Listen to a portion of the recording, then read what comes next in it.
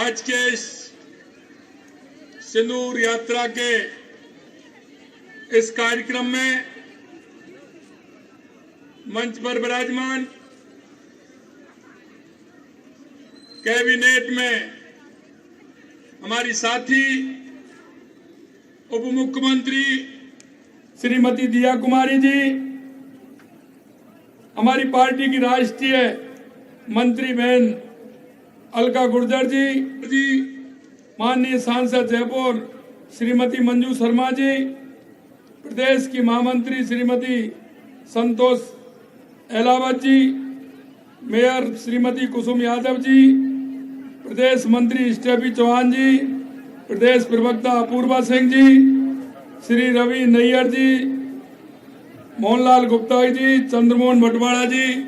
आज इस कार्यक्रम में आई हमारी श्रीमती गीता शर्मा जी और आप सभी मेरी बहनें, मेरे सभी भाइयों, सबसे पहले तो मैं आपको कहना चाहता हूं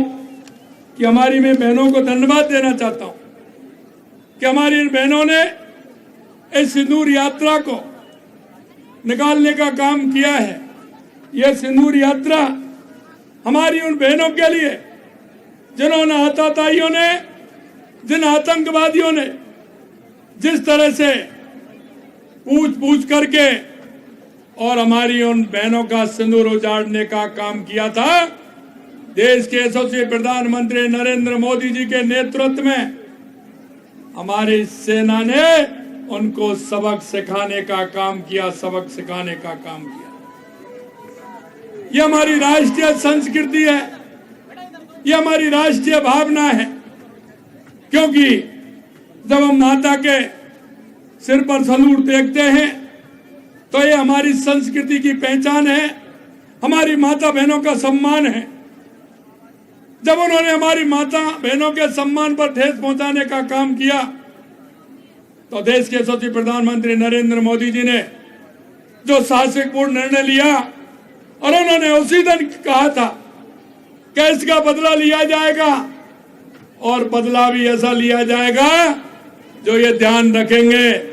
और आपने देख लिया, पहलगांव 22 अप्रैल को हुआ और 6 और 7 मई के अंदर जिस तरह से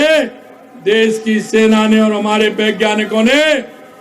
निशाना बनाकर जिन आतंकवादियों के जहां अड्डे थे वो अड्डे चलते थे, उन्हीं पर सीधा पार करके उनको तहस नहस करने का काम किया। ये हमारे देश के यशस्वी प्रधानमंत्री नरेंद्र मोदी जी के नेतृत्व में। मैं हमारी उन बहनों को भी बहुत बहुत धन्यवाद देना चाहता हूं, क्योंकि उन बहनों के मन में भी यह कल्पना थी कि जिन बहनों का सिंदूर उजाड़ा है, तो हमारी जो बहन है, बहन सोफिया कुरैशी जी और विंग कमांडर व्योमिका सिंह जी, उनको भी मैं धन्यवाद देना चाहता हूं कि उन्होंने भी हमारी उन बहनों के सिंदूर का मान रखते हुए जिस तरह से आगे बढ़ते हुए उन्होंने जो एक आगे चल करके नेतृत्व करते हुए उनको सबक सिखाने का काम किया, वो भी हमारी मातृ शक्ति है। मैं आपसे इतना ही कहना चाहता हूं, देश के अंदर जो राष्ट्रीयता की भावना और जो जिस तरह से उन्होंने हमला किया था, उसमें देश का जोश, देश का भाव और उनके भाव की कल्पना जो प्रधानमंत्री जी ने पूरा करने का काम किया, वो ऐसा नहीं है। वो लगातार 2014 के बाद देश के अंदर जो भी इस तरह की घटना हुई है, प्रधानमंत्री जी ने सीधा जवाब देने का काम किया है।